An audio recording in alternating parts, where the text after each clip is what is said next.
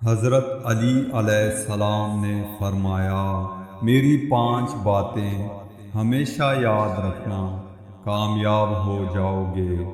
पहली बात, अल्लाह ताला के अलावा किसी से कोई उम्मीद न रखना, क्योंकि अल्लाह पाक के अलावा कोई ज़ात नहीं जो कि तुम्हारी उम्मीदों को पूरा कर सके।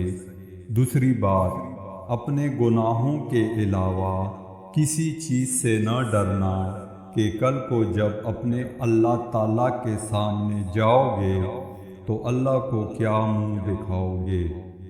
तीसरी बात यह है कि अगर तुमसे कोई ऐसी बात पूछी जाए जिसका तुम्हें इल्म ना हो तो ये कहते न शर्माना कि मैं नहीं जानता।